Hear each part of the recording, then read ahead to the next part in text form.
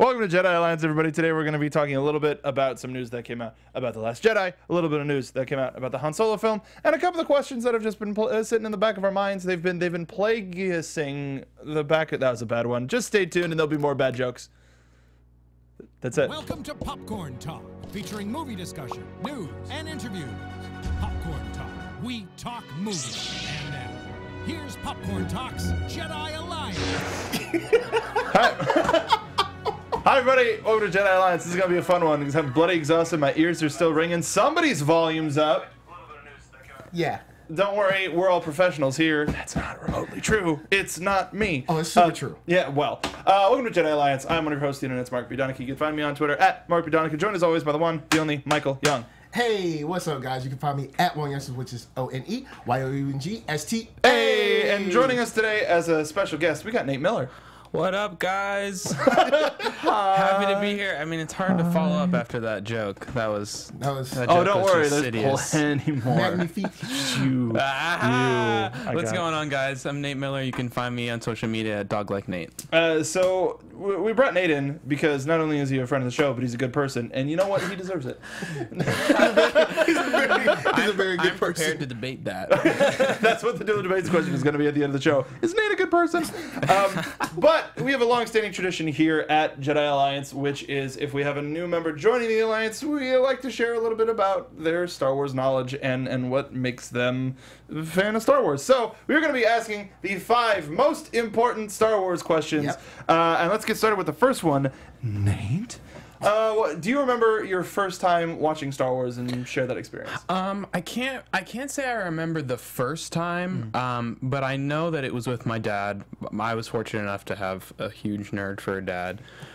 He's the one who turned me on to Star Wars. One of my biggest prized possessions now is the box set of the original one that hasn't been destroyed or altered. And we would just watch them, over and over again, and from a point of when I was too young to know what was going on, but I still liked it. And they came ingrained in me, and I went to, when the prequels came out, I went to all of them with my family, for the premieres and stuff. So I don't know, I can't say. It's just always been there. It's just kind of always, it's always been around. Same thing with like Lord of the Rings and other things like that directly came from my dad being a big book guy and being into sci-fi and stuff like that. So he just turned me on to it. So it's just kind of always been around for me. Were you big on the Star Wars books growing up too? Yeah, well, yeah, I was gonna get to that in a later question. Okay, all right. Then we'll get to that in a later question. It's not spoiling, huh? Yeah, right, exactly. So what is your favorite film of the franchise? This is a tough one because it's probably 4, just because I think it has the most of the Star Wars magic. Yeah. Untainted Star Wars magic. Yeah. My personal favorite is probably 3, just because of the plot significance. Mm-hmm. I'm a big Darth Vader guy, so I like to see that, even though it could have been done differently, in my opinion. Take it or leave it. So you're familiar with the story of Darth Plagueis the Wise? Because he's wise. I don't know if you know, but people said he was wise. I had to hit you with that. No, I deserve that one. I deserve that one. But that's interesting. Like I like how we're getting to the point now where the prequels belong to a certain generation just because those are the ones that they were raised on. This was all a part of me growing up watching 4, 5, and 6. But with 1, 2, and 3, those are mine because I went to go see them. And that's very much how it feels, and that's why, especially as I get older and I rewatch those ones, especially, it's crazy to me, the CGI, like, at that time was mind-blowing and groundbreaking. Yeah. And just in the few years that have gone by, you look at it now and it's like, this looks terrible. Yeah. But when you remember it as a child, you don't remember it like that at all. Because, of course, when you're a kid, it all looks fantastic. Now, do you think the space battles still hold up? Because I think the space battles still hold up. I do. I think they do because more or less they're almost entirely computer generated. Yeah, whereas so I you're think not now trying to mix the blending real technology, it just watching, I went and rewatched some of the fight scenes even, and just like when Darth Sidious is fighting and they have his face CGI'd on there because he's not doing those moves, flipping around and stuff. Hold up, he did. Stop the show. Ian is very flexible, but not that flexible. Yeah. He can't move that quickly. Oh, okay. Yeah. That's what it was. It's just he's very valuable. They can't risk him getting hurt. Oh, okay. I thought it was Tom Cruise in it. It wasn't by choice. It's an insurance thing. Yeah. He could do it, but he was like, hey. Yeah. He taught the stuntman, but in a safe environment. So when they were on set, it was time to roll that. So all the flippy moves, he was like, I can still do this, guys, but insurance. I can agree with you on the space battles, but like even the scenes where it's just like couple of Jedi walking down a hallway. Yeah, and it's like, this isn't a real place. And there's just some stuff too, like especially now going to film school and studying film and being a film snob now. Like there's some things about the original trilogy just in terms of like composition and like the acting and that just make them great films on their own outside of like the sci-fi-ness. And a part of me has to rationalize that because it's my childhood and because I love the whole, the world and the lore of Star Wars. I accept the first 3 movies to be okay because, in my opinion, in terms of strictly like film, they're subpar from where they should be. I don't think that it does it justice. No, but don't worry. We support every film here. Yeah. We have our criticisms about each film, right? But we don't get on anybody's cases for liking the prequels. Yeah, Star Wars is crazy, but we love it. Yeah. Well, it's also one of the things of like I want to see. There's so many stories, and it's different now because the canon is much smaller. But there's so many stories that would be cool to see, and it's like I would like to see any adaptation of it, even if it's not like straight up. It's just nice to see somebody attempt to put it out, and people enjoy it, even if it's not perfect. Yeah, let's just get some more out there with as many voices as possible speaking through this lens. I got you. Exactly. Who's your favorite character? And this is where I'm torn. If we're talking straight canon, just the movies, it's Darth Vader for sure. Right. But I'm also a really big Qui-Gon Jinn fan. Yeah. Liam Neeson's performance, I think, is one of the best ones in that film. And I think just the character. I read the Jedi Apprentice books. I don't know if you're familiar with that. It's all about Qui-Gon Jinn and Obi-Wan. Obi's like training. And just the way that they present him as he's just such a strong, noble warrior, but he's very humble at the same time. And just the way that he approaches situations and teaches Obi-Wan, I'm just a big fan of his character. And I think the way that they played it in the movie played into how the books and stuff obviously were written after, but I think it all melded together really well. It was perfect in my head. Liam Neeson running around with a kid. He's not afraid to dark side it up a little bit. He's not. He's like he's realistic, and he has his own honor code that he believes in, and that's what kind of helps him not be corrupt. Yeah, that makes sense because he holds himself accountable, whereas I feel like a lot of the Jedi is about holding each other accountable. And sticking to the code, right. And things but like also that. Like you're sticking to the code because if you don't, I'm gonna tell Master so and so whatever. Yeah. I feel like that is a thing that. Or back in high school, or also believing they're right for the sake of being right, just because they're Jedi. Yeah, and I really enjoyed that series because it was great in like expanding the universe and going to different planets and seeing all different types of economic lifestyles and stuff, because once you leave the temple in Coruscant and you have this idea of what the world is and stuff and how things are supposed to be, when you actually get out there and start getting into combat and getting into all these different situations and meeting all these different alien races and all their things that they do and stuff, like it's really interesting to me, especially for these to be like young prepubescent boys who are already, or female, whatever, that are already learning about yourself. You're already growing up. You also have this teacher teaching you how to be a warrior, and you're going to different planets. So great book series. And Qui-Gon Jinn has always been one of those characters where, at least from a screen perspective, I think we've always needed more.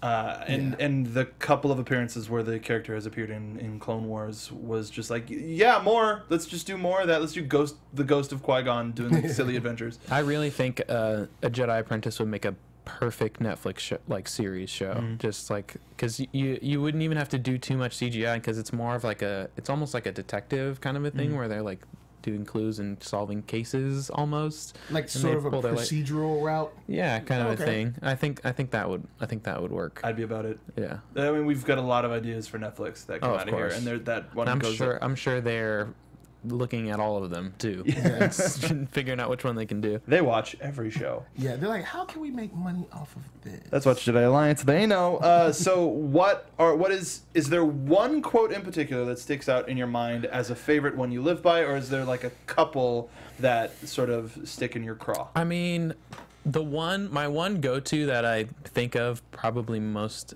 other than any of the other ones, is Han Solo's I know. which is weird because it's so hard to use sometimes because a lot of people are not familiar with that reference. Even if they've seen the movie, they don't put it together, and especially like in order for that to happen, someone has to say "I love you," and so it's an odd situation. I don't get to use it very often, but often in my head, I'm like, I know, but I'm like, oh, I love you too. Like over the phone, it's just this silence. Right. What? I'm not cool enough as Han Solo to pull it off. Yeah. You have to pull it off when you're like leaving the room or something. I need to get my my parsecs up on my Kessel Run. There you go. Okay. I thought you were gonna go with "We need a midichlorian count" or something like that. Oh man. No, I don't think I would be a Force user. I think I would be on the mercenary soldier or whatever track. I'd be half robot. I'd probably be like Dengar or something like that. I can see it. Toilet paper wrapped around my head. Yeah. Last question of the most important five Star Wars questions. Would you ever turn to the dark side of the Force? All right. Well, that has been the five. Why do you say that? What is it? Look, you had Joel and now you. You guys are just going to the dark side too quick. I mean, look, I've yet to see like the benefits of the light side. I mean, if we're looking like what. If we're looking actually, tell me what good the Jedi have done within the last, like basically with the end of them, with their last few years. All right. Where like, okay, you get peace and serenity, but not really. You don't like peace and serenity? No, well, you still have to go to war. But this isn't. You still have to go to. There's never gonna be world peace. Well, even more so. So why be a peaceful monk when I can be an all-powerful Sith Lord? Now, I will say, this question doesn't say, will you be a Jedi or a Sith? This just says, will you turn to the dark side of the Force? So that doesn't necessarily mean you're going to go full light power, like full that, but you're just going to be just a little dark gray, or maybe a little bit darker gray.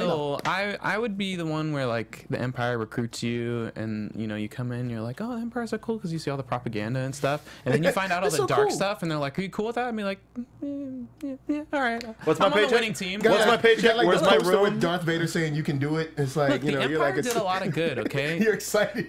You're like, hey, I can do it. All these movies are rebel propaganda. That's why I'm so excited for Battlefront. All right. That was really enlightening. I'm really excited to know that Qui-Gon Jinn's one of your favorite characters. He's a good character to have as a favorite. He's a good guy. I thought so. He's down with us. Those books really left an impact on me. I was surprised. I kind of want to go back and read them, but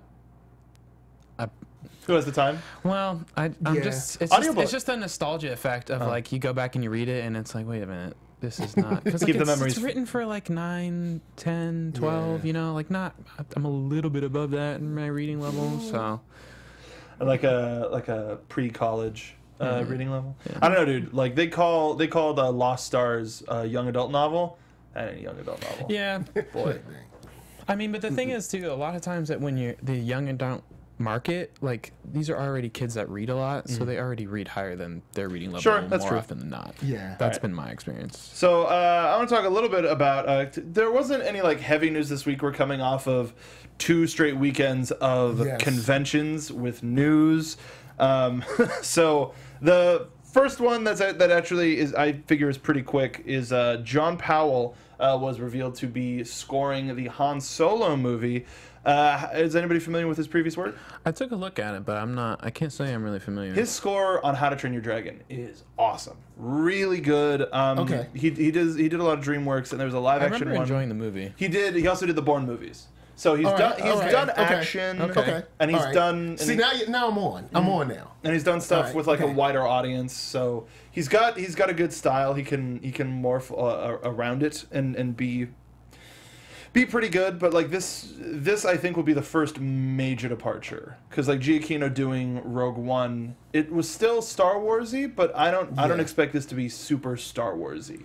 Well, I'm curious if this is if this has to do with the director change, if they were already planning to bring him in, if he was already, his sound was already part of their idea, or if this is a new direction that they're going in with the film changing in some way. Because the film, whatever direction the film was going before, has changed. Oh, because, definitely. Yeah, you're right. definitely. That's why it went down the way it went down. Well, no, but that's the thing is, looking at John Powell's resume being, I mean, with exception of the Bourne films, being a little bit more family friendly, he would make sense to be a part of this in the pipeline. But I still think it fits for a Han Solo movie. But you had sent us a story earlier about the director of photography staying on from Lord and Miller. That's not as surprising to me. That's something where it was, how this movie is supposed to at least look, and then Ron Howard will handle how it's supposed to feel. They put those together, and at least to have somebody like that in the transition room. Right, but I mean, it also very easily could have been replaced depending on how much of the footage they were wanting to reshoot, or how much of it they deemed unusable, or whatever. We still don't know what it was that rubbed Kathleen the wrong way, but something there did not sit right with them, whether it was tone visually or maybe the dialogue or something. Because if it looked good, why let go of the guy? Right, exactly. Yeah. He's definitely capable, but also too, I definitely see a world where Ron Howard comes in and brings in his own DP, because he's worked with legendary DPs across the board. Sure.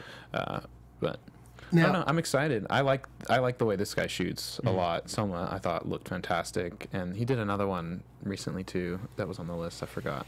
Me too. But it's right. Very good. Now on the thing of the score, the only thing that kind of worries me is, and I know John Williams cannot do everything. I understand. He's working on 8 right now. Yeah, I know he can't do everything. But something that kind of worries me is, how should I say, getting into like the generic sci-fi music sound.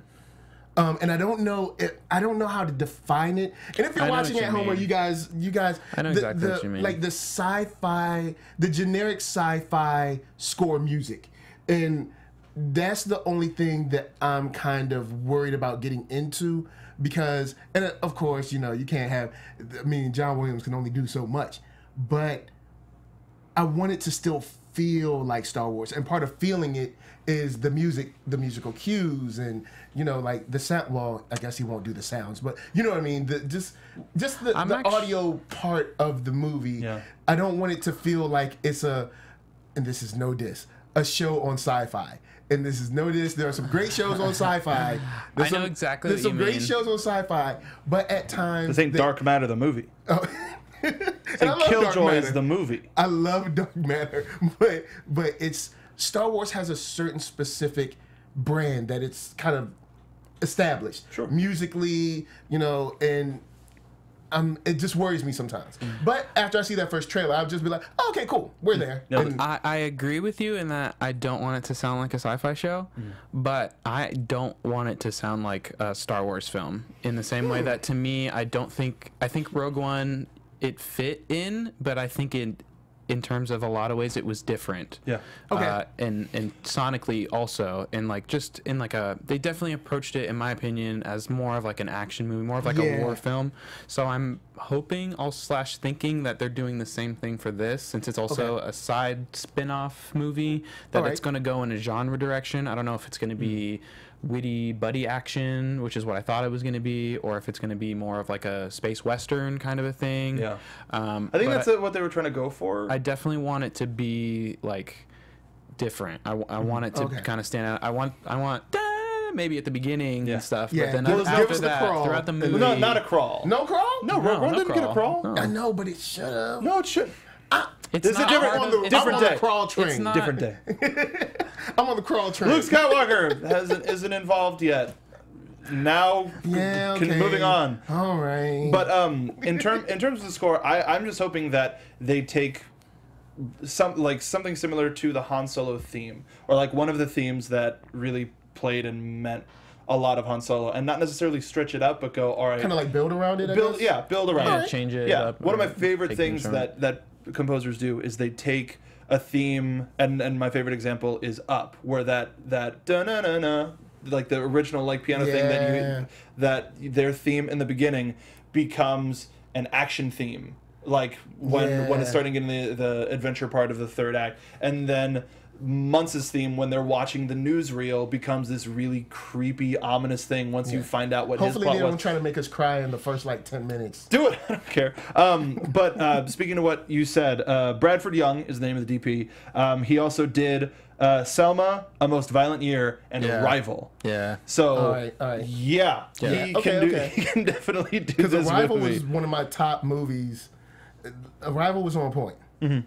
Yeah, I don't blame you. Could Villeneuve be in Star Wars? I have no idea what you just said. Denis Villeneuve. I still can't understand what you're saying. Denis Villeneuve do some Star Wars? Denis Villeneuve do some Star Wars? My man from Prisoners, Arrival. Isn't that Denis Villeneuve? I don't know. Denis Villeneuve. I thought it was Denis Villeneuve, but it's not him. Okay. But that's how it's pronounced. I believe you. That's the director. Have you seen Prisoners? Have you seen Arrival? He's the new hotness. Have you seen Sicario? The new Blade Runner, he's doing that. Yeah. You haven't seen it. I ain't got money, man. That's why I talk about old movies like Star Wars. And then the studio sends us to the new ones. Well, that's funny. Guys, I think Denis Villeneuve. I think I've got Arrival in my car. I think I still have a screener from Arrival. We live in LA. That thing might that thing might melt. You gotta be careful. Yeah, it might be melted to the case. But moving on from there, something that I found interesting this week is IGN did an interview with Gwendolyn Christie, and they talked about how she was, we were all a little bit underwhelmed at Captain Phasma's involvement in episode 7, but coming up in episode 8, she's a lot more involved, and she talked about how her and Ryan Johnson sort of worked together to create a backstory for Captain Phasma. And what I was wondering is, we've got this Phasma book coming out. Yeah. Did they talk with the writer at all? And the comic book. And the comic book as well. Well, the one shot is supposed to be what happens right after she leaves the screen, is how she gets off of Starkiller Base. Okay. And I'm pretty sure it's just a one shot. But also, was Pablo Hidalgo involved? Is any of this like, oh, this is canon story now, or just what she needed to perform the character? What do y'all think? Okay. I'll let you. I'm curious. I mean, I find it hard to believe that they would operate on false information with, how thorough they have been, recently. It doesn't make sense to me for them not to communicate and say, hey, we're working, they know the book is coming out, Rian knows for sure. And definitely, by the way, he's one of my favorite directors. Have you seen Brick? No. You need to see that. I've been borrowing a DVD of Brick from a friend of mine for like 6 years. You seriously you need to go home and watch it tonight. It is one of my favorite films. He is a fantastic director. Did you see Looper? No, I haven't seen Looper. Brick is better than Looper. Looper's really good though. But he's very much a detail-oriented director, very tight story. So even the extrapolation of a character, especially if she is as involved this time as we're led to believe, there has to be some validity in the lore that they've come up with for her, because I don't think that he would be like, oh yeah, and entertain this crazy thing that they come up with together, for no reason, knowing that there's a book coming out in there, that there will be canon, and that this is the Star Wars universe, and it's it could theoretically create some type of conflict or continuity error or something. Like I don't think there's any way that happens. Yeah, I feel like it's got to be used in some way. Like maybe it'll be mentioned, maybe it'll be tied to the book in some but it does. It's knowing how secretive Disney and Lucasfilm is. Even though Disney and Lucasfilm, you don't have to be secretive with us.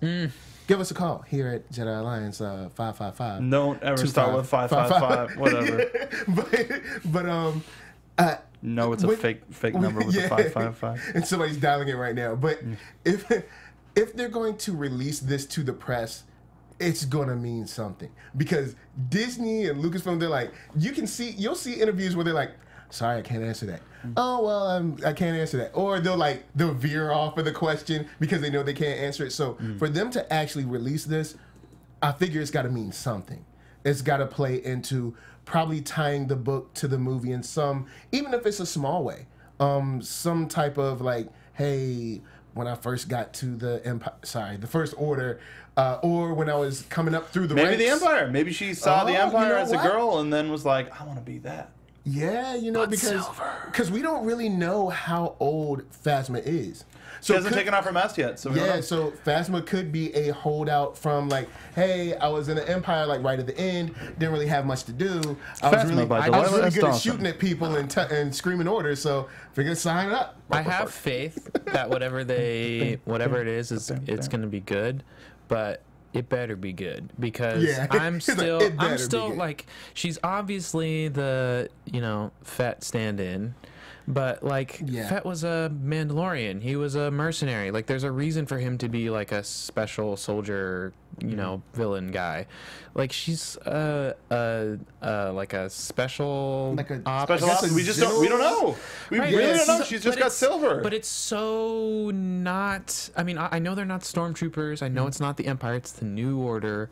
But everything else that you see from them is the same, that's part of the Empire thing of like equality, and it's like, across the board everybody's the same, you're all just numbers or whatever. And I know we got some of them with like shock sticks and now, and it's kind of like she should be running that crew, or like I just want a she really should be running good the reason. SWAT Other than just her standing guys there with the shiny armor and the cape, like she just because she's really tall and she was Brienne of Tarth on Game of Thrones, so she looks cool. Like looking cool does help. Looking cool does help. Looking cool does help, but I just want there to be a reason that she looks cool, because she still will look cool if the reason sucks, but it will be a little bit disappointing. Of like, remember when they introduced Phasma? She looked all badass, and then they were like, "Oh yeah, she does nothing. She accidentally spilled paint on her, and it got all silver, and they ran out of uniforms or something." Do you know why she is silver? No. So she made her armor from a old Naboo cruiser. So it is metal armor because she's from Naboo. That was okay. Like side lore. Yeah, it was like in one of the like kids info fact books. Okay, but it's like there's a reason why. Lore, actual. Yeah. Okay. She created her. Something Well, that probably should have been in a movie. Maybe. Well, you're gonna show Naboo in the first movie back. Not saying show it, but like.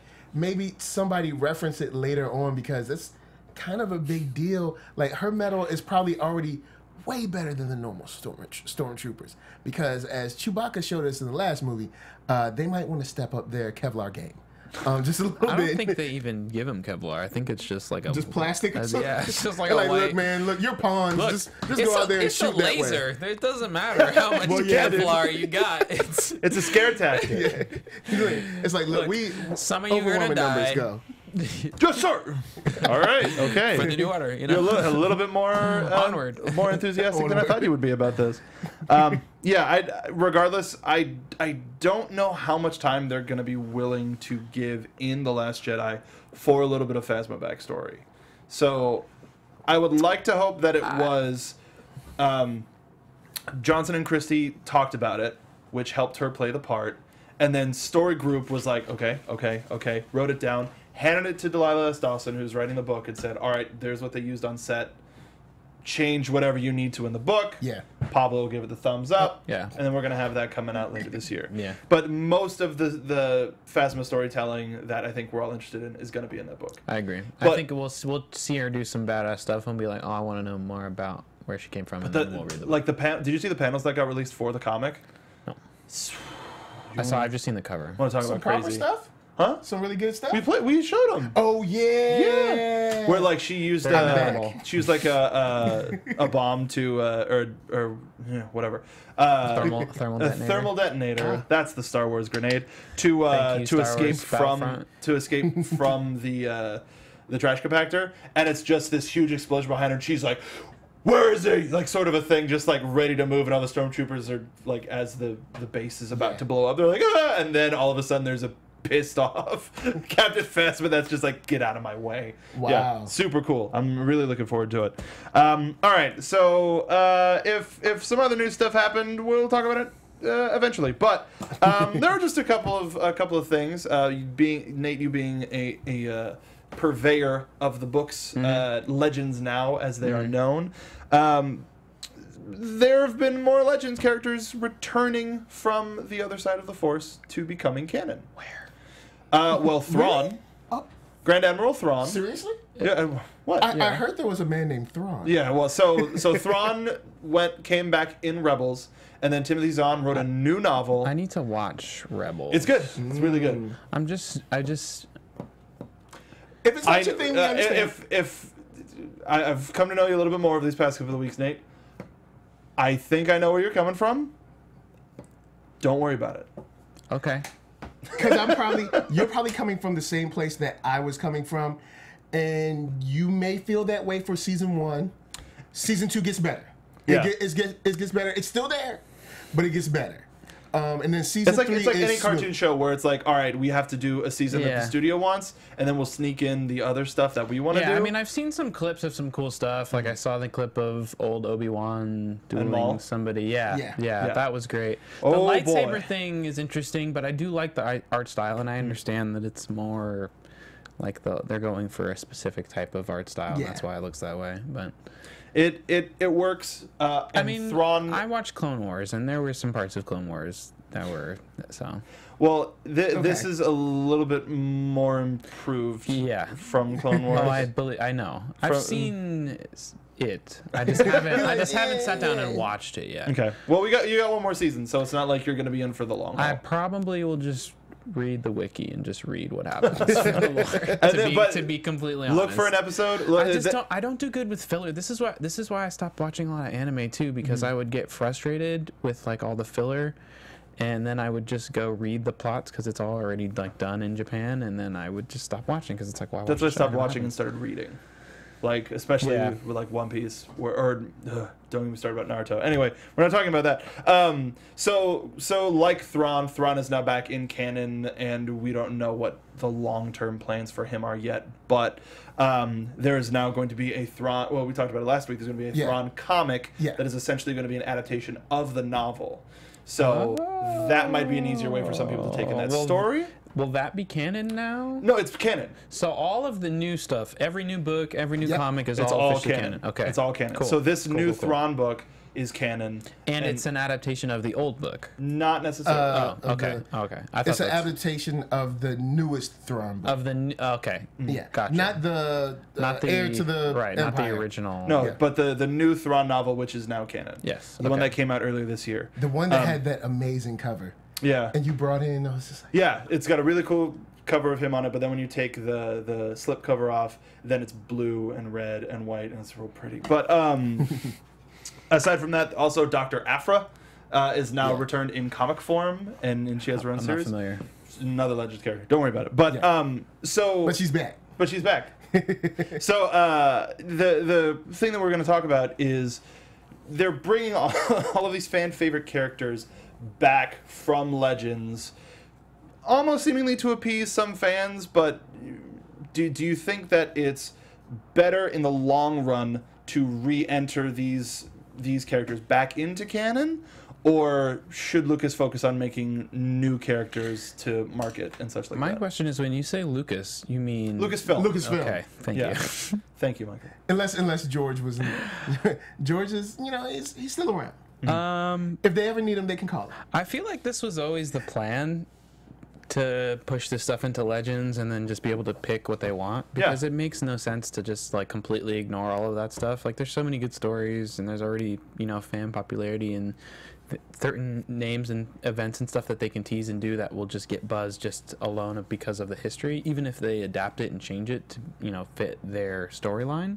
So I think it would be silly for them not to. So I definitely feel like this was always part of the plan. Maybe they're still feeling out who actually they bring back, and seeing how the story plays out of who they can fit in there, because there's certain people we know we're not going to see just because of just the way first movie that we've seen already. The way Force Awakens played out. It's like, well, these two kids we're not going to see, right? And this lady we're not going to see, right? Hashtag save Mara Jade. Yeah. Not to say that they could not some way insert her character into the story with just a Marvel likes doing what ifs, every once in a while. It's not too frequent anymore, but if you add the Star Wars line to that, then you can have a new story. I mean, based I on a could character that's definitely still see that Legends. happening, but I think the reason why Marvel and comic books in general can get away with what ifs stories is because it's already been cemented, you know, like what it is. So that's why I feel like the Marvel movies are getting close. Maybe in the next 10 years we'll get one where it's like the Avengers What If, where it's just an offshoot movie. It doesn't connect to the rest of the Marvel Cinematic Universe, but we all understand that. Or we'll get a Red Sun movie or something. That would be really cool. But I don't know. I think Star Wars has a long way of still developing, especially in terms of like more films and TV shows. Yeah, because I've met people that are still like that thought Rogue One was a direct sequel to like Episode 7, and they'd be like, "Oh no, see this happened before, so like the next one is still coming, but this one is not that." There's one. a lot of concurrent plot to go along with Star Wars, and a lot of history that connects to stuff that happens later, stuff, all that stuff. Whereas, you know, the comic book universe resets constantly. There's always a basic status quo, which lets you have a base ground to be like, all right, well, what if that status quo was in space, or what if that status quo was in the 1600s or whatever, and then you've got a book, you know. Michael. Well, what do you think about this? Is what do you think about it? I understand why you bring characters from Legends, and of course, one of the characters from Legends is my favorite character ever. So you know I'm happy. Who's that? Grand Admiral Thrawn. Oh, okay. but I do think it might serve them to make brand new characters, because then you won't have the situation where people already have their preconceived notions about how they should be or how she should be, or you know, so you can't be disappointed because this person, you have no idea who this person is, you know.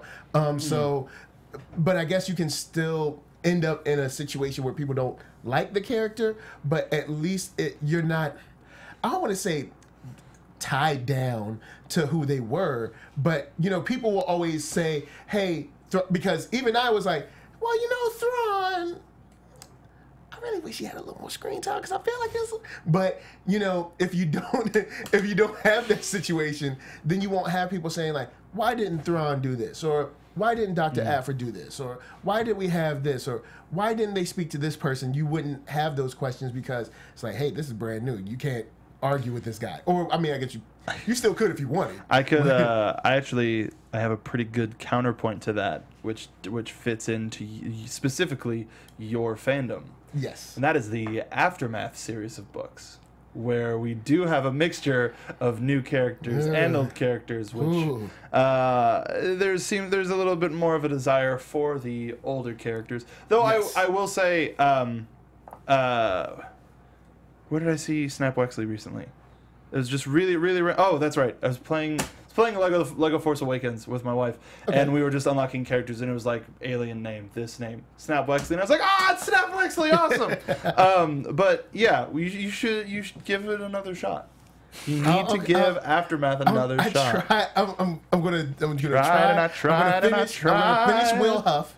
I'm gonna finish Will Huff. You gotta. You've been saying you're gonna finish Tarkin for quite some time, because I wanted to borrow it. Well, Tarkin is something that I thought I was gonna love, but somehow I get about 2 hours in, and I just fall off. Really? And then I'm like, okay, let me start over again. You read it? And No, I actually stay away from Star Wars books just because the inconsistency in writers bothers me. I'm really picky with my writers. I either love a writer or I don't like them. Yeah. So that's why like Jedi Alliance was great. Or You're right. You're exactly Jedi right. Alliance, the Popcorn Talk Network. Let's get that audio. Sundays at 7. Jedi Apprentice was great because it was, you know, one guy had to oversee for the majority of the story arcs, and it felt, you know, like you were reading a series. Whereas with a lot of the Star Wars books that I read later, when they, you know, this one's written by this guy, this one's written by this guy, this one's written by this guy, and like, it's just the feel is different, and I don't know, it kind of threw me off, so I haven't really been on them. Yeah, no, I can understand that. There's been a couple of writers that they've been going back to, which is pretty reassuring. I'm excited to read this new Battlefront book just because I can't wait for Battlefront. And yeah, Chrissy Golden has a good track record, and they like working with her. And why am I blanking on her name? Who wrote Lost Stars? I'm terrible. Anyway, they went back to her they're going back to her, guys. They're Claudia Gray. Yes. They're going back to her for another Star Wars book that I forget at this time. But they found at least the ones that sell really well and that seem to get a good reaction. They're bringing those people back into the fold, and while they do have their certain style, I think they're more aware of being able to fit those stories into those styles. Yeah. Well, I read a lot of the comic books, and that was easier for me, even though they had different writers, just because a lot of the art styles are very similar, and you get, you get a visual picture because it's there for you, as opposed to when you're reading, you only have the words to paint that picture. So when you have different writers that use different words to paint differently, it just, in my head, I'm like, these don't match up together. Okay. Yeah, I got it. But like I said, I shamelessly read the wikis because I really enjoy the plot and I like to know about the characters and stuff. But real quick. Yeah, I just read the, give me the they quick. went here, they did this person died, this person got betrayed. It's like, oh, cool. Now I know what happens. Yeah, I hope we still get to see some folks back from Legends, and even to the point where people start going, oh, they were in Legends? Cool. Like small characters, big characters, even just ideas. Those would be cool. But, yeah. If it's going to make them money, it's going to happen. Because Disney is all about that. Money, money, money, money. Money! All right. Sorry, we're there. We're in sync. We've got this. What year is it? I'm so tired. But moving, we'll go back to that one because we had a fan. So every once in a while we go to our Twitter, which is Jedi Alliance Pod. You should follow us, and we ask for questions of stuff to talk. It's a J-A-Q&A, if you will. New segment. So Sarah B at iBroccoli. Yep. Wants us to talk about the total lack of Ewok representation. And I don't know, and I think I saw Sarah in chat, but just in general, we've seen...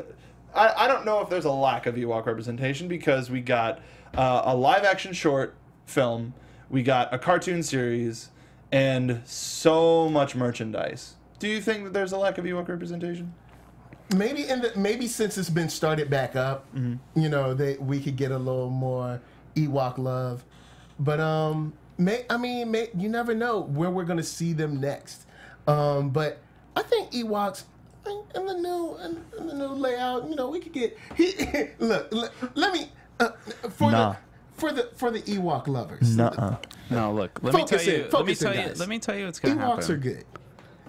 Let me tell you what's gonna happen. Okay. All right. There'll be no Ewoks in the new series. There will be no Ewoks. Wow. There will be a Bewok or like the knockoff Weewok version or something. There's gonna be some little cute thing like that doesn't porgs, speak real like the words porgs, or something. the porgs. Some little tribal, I don't know if you saw the porgs. I didn't, but I can use my imagination. So I don't think imagine we're gonna see because they're on Endor, and do we? Leave them alone. Can we talk about what actually happened to them the last time we saw them when they're they're home savage was under killers. siege? And you mean when they won and they rose up against their oppressors? yeah, but all the explosions. I mean, how many Ewoks probably died in that war? Okay, maybe a porg few. is a combination essentially of a penguin and a seal. That's terrifying. There's already a kid's book. You got to see it moving, man. You gotta see it. Chewbacca and the Porgs is like a little golden book style Yeah, he's children's going book that's fishing going to with be coming out later this I feel year. like he would just eat them. It's like the Walrus and the Carpenter, where he dances with them and tricks them and eats them all. He says, "Why go fishing when I can just eat Kill you?" all of these cute things. But Ewoks, here's why I think I know, we'll that was see them really again. bad. I can do it. They have a soft spot in our hearts. Oh yeah, go. See, That was good. I think that's pretty good. But they have a soft spot in our hearts.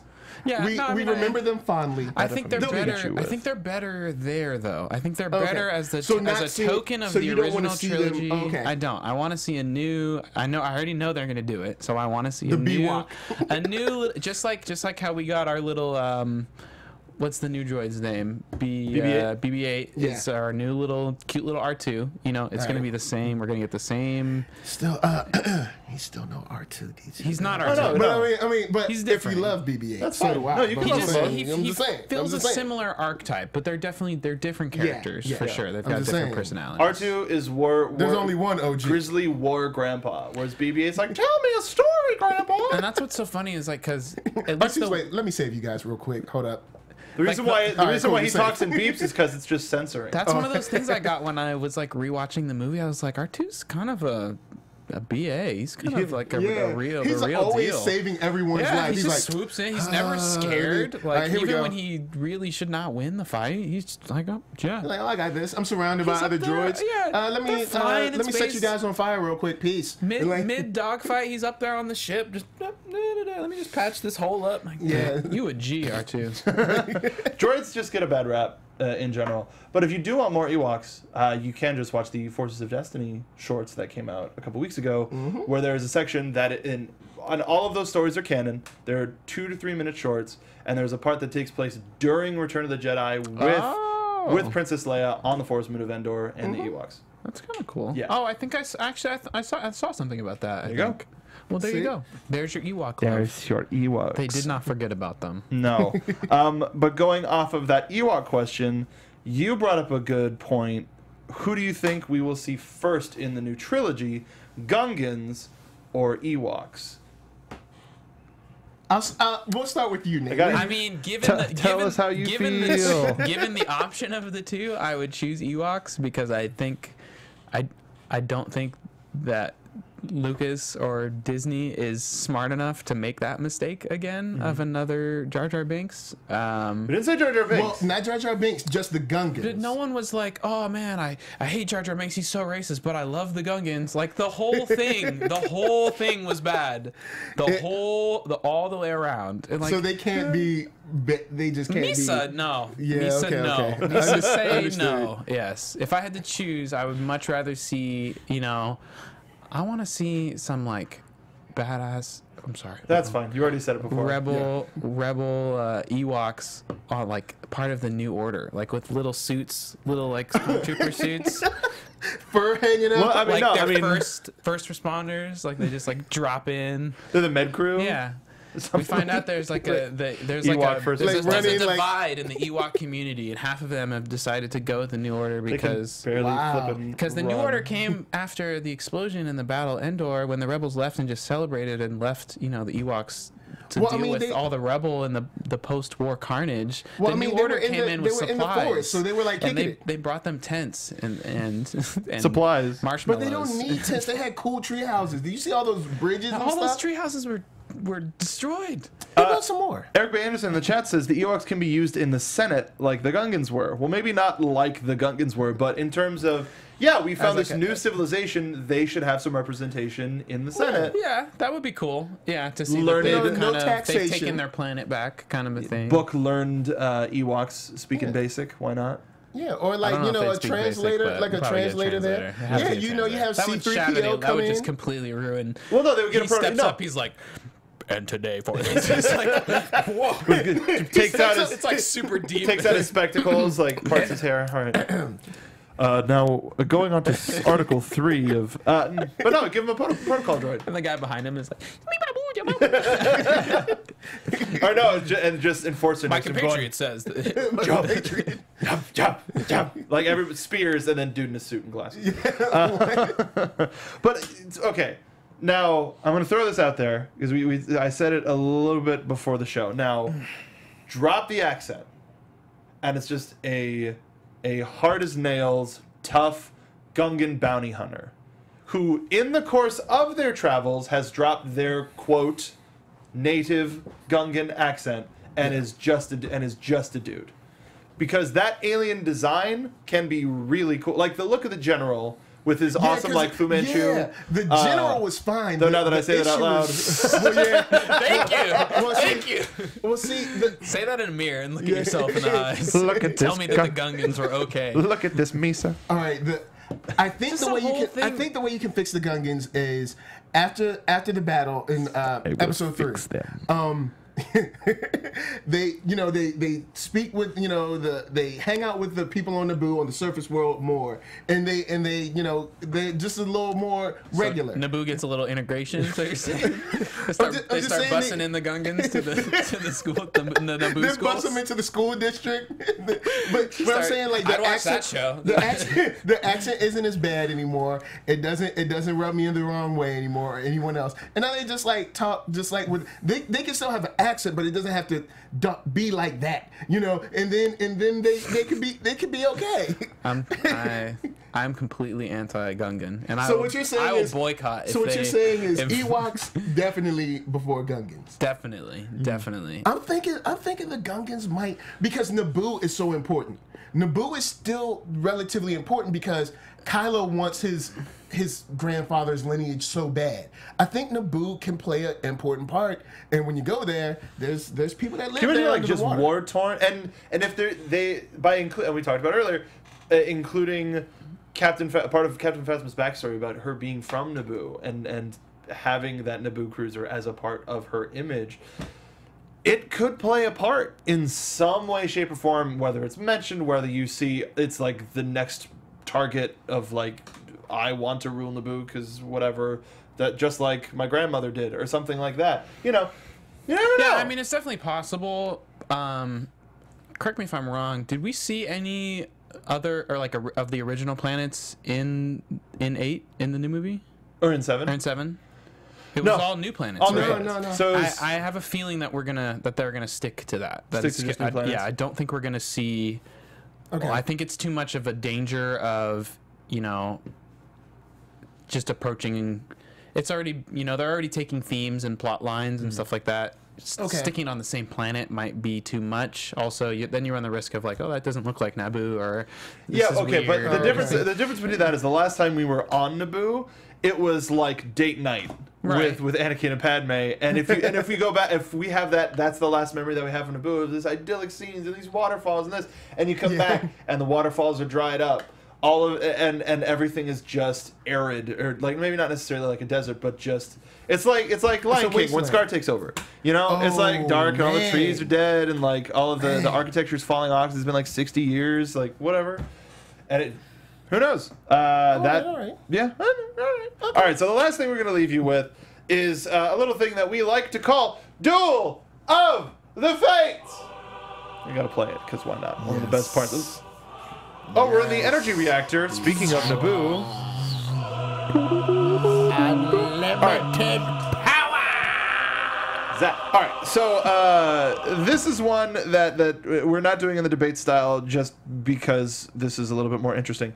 Our question today, and we want to know from you, so leave it in the chat down below. Let us know on Twitter at Jedi Alliance Pod or on our Facebook page. Today's question is, did Mace Windu defeat Darth Sidious, or did Sidious throw the fight to motivate Anakin's change? Nate, you're our guest. I'll start with you. All right. Well, You wanted to know our answer so much you're going to have to wait a little bit in longer? my humble opinion, I 100% think that he threw the fight. I think it was all planned. I do have to clarify. Are we going off the context of just the film? Just the film. Okay. Just the film, yeah. Yes. Even then, still. Should I argue it now? Do you want? Well, no. Yeah. Then we'll go with ours. Michael, what do you think? I think that he completely lost one-on-one straight up to Mace Windu. There's no way. If we're going on film alone, yes, but now we'll bring the films back into it. I'll explain. Well, I'll explain why. Even within the films, I mean, is it expressed in the films that Yoda is a better saber duelist than Mace Windu? Is that Not in there? entirely. Yeah. But it's implied. We know he's a better Force user, right? Yes. So if he goes even, barely beats Sidious in a duel, there's no way that Mace Windu beats Darth Sidious in a duel. He moves so fast. He just kills the other three guys, like before Mace even reacts. It's not a question if the other three guys are strong enough. No, this is about Mace. But This if is Mace what is, depends on him. if Mace is fast enough to even spar with him for a few minutes, he should be fast enough to react and like save one of them at least. Like the first two just get hacked down, the other one just gets messed up because they're red shirts, man. Come on, let's get past this. No, but all right, so the red shirts die. But these are not just any red shirts. These are some of the strongest Jedi. Yeah, if they're if they're designated to this is Mace also Windu. mid, like the height of the Clone War. So not only are they the strongest Jedi in terms of just there being Jedi that fight, they are fighting a lot because they're at war. Oh, those aren't privates. Okay. Yeah, the All right. kid is not a joke, and he just gets cut down. So. For me, that, and then also the end too. Yeah, I didn't like how Kit Fisto was just sort of, especially what we see from him in Clone Wars. But for me, that lends to show like he's Darth Sidious for a reason. The dark side is strong. Like yes, it corrupts you, but it there's a reason why it corrupts you because of all that power. So there's no way that he wasn't playing into all of this happening There's a Kanye in order joke for in there Anakin somewhere. to make. But you wanted like. We know more about Mace Windu now, and we know about his skills as a duelist and creating his own fighting form. But with the idea that he did create his own fighting form, that was, correct me if I'm wrong, which is based on using your opponent's skills and power against them. You're harnessing your own darkness, which is not the dark side. It's like different. So like the anger and aggression that you would have in a fight, instead of like. It's like you're like letting it out, kind of like wild, but in a controlled way, and so directed fury. Yeah. So then, by nature of doing that, you're able to like turn yourself into a conduit where you can reflect the anger and darkness or whatever that's coming at you and use it back at them. Now, in that regard, thinking about the amount of pent up energy and anger that Sidious has, you're not in your head. Okay, can we talk about how powerful Sidious is as a Can Darth we talk Lord, about that his he biggest is alive throughout the entirety of the films? Can we talk about his biggest issue? Luke says it. Your overconfidence. I think when they came into the room and he wiped out those Jedi so quickly, he was like, I've got this. I got it. And he slipped. I can see that. And he's slipping because of his overconfidence. Yes, Sidious is BA. Super. But when you're overconfident and you think you've got it in the bag and, oh, I've got the Senate and this is all mine, you make those small mistakes. And when you have another master who can see those small mistakes, like if you're watching like a basketball game, all it takes is like a couple turnovers, the wrong foul with the right free throw. It's it's that small mistake of, I've got this. He's laughing and giggling and doing the twirl move. He's like, oh, I've got this. I've got Darth Vader. I've got the Senate. This is all mine. My plan has worked perfectly. You make that one mistake. Time to have some fun and thinking about it. I don't know, because I think that's still part of his plan. And I think... Well, here's where I'm going to be a jerk, and I'm going to say both. I think he legitimately lost the fight. But played the sympathy card. But he's like, once Anakin, once he... But do you think he was intended subdued, Anakin to see all of that? I mean, I would say no because of the security holograms. But I think once he was bested, he went, what are my options? And I think he may have set out an emotion that Anakin could pick up on his own frequency, because we know that he can scramble people's perceptions of the Force. Might as well use that to his advantage. Anakin comes in and is like, well, this is an innocent old man with a weird, creepy man face. What are you doing, Master Windu? And then we see everything unfold. So I think a lot of column A, a little bit of column B. I could see it being that way. I just find it hard to believe that he would put himself in a situation where he would be his life would be that threatened, just because we know him to be this masterful planner. That's how all of these things have played out. He uses pawn, he uses pieces. He very rarely exposes himself at all.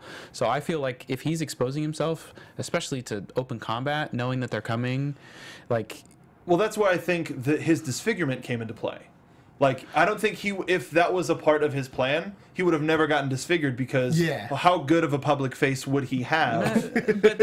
I don't know, because I think that was all part of the show. That was part of him as healthy Chancellor, look at me, and I also think that the whole skin thing, I think that it's a sympathy card too. I think that's a forced thing that he was doing anyways to make himself look like that. Yeah, it wasn't a physical disfigurement. It was a Yeah, and so the way that he looks at the end of the lightning and stuff is the way that he normally looks. Right. So I felt that it was an easy way for him to reveal and be like, oh, look what happened to me. Like, this is why I look like this, even though it's not really look like him.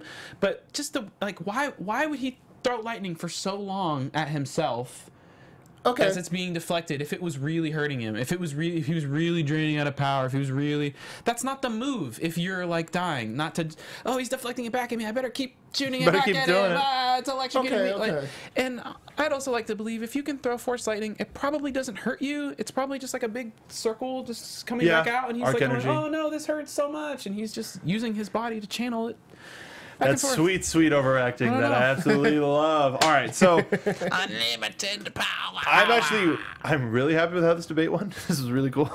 So we want to know. Episode. Yeah, that's sure. Let's talk about the Emperor. We'll analyze the footage. We'll go frame by frame. Him like 500 meters out the window. Let's do 30 for 30 on that fight. But we do have to go. We are unfortunately out of time. Let us know what you think about that, about the Mace Windu Darth Sidious fight in the comments down below, on Facebook, on Twitter. But until next time, Nate, thank you so much for joining us. We'd love to have you back. I love it. This is a lot of fun. Yeah. Where can the folks find you? What other stuff are you on? Guys, you can find me on social media at Dog Like Nate. I also am hosting the Ballers After Show tonight, and I do Preacher tomorrow. And Mark and I actually do a gaming podcast, Inventory Full. Yeah, we do. Every Monday at 6, so you can catch us there. Soon we'll get some streaming in. Yes, sir. Really I've been testing.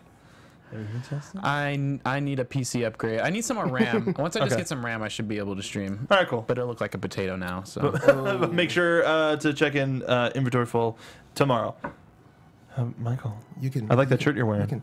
You can find me at One Youngster, which is ONEYOUNGSTA. And tonight I'll be after show on AfterBuzz for The Strain. Come hate Zach with me and Rick Hong. It's going to be fun. And daily, Monday through Friday, you can check me on BHL. Search Nerd Soul. You'll find me like this.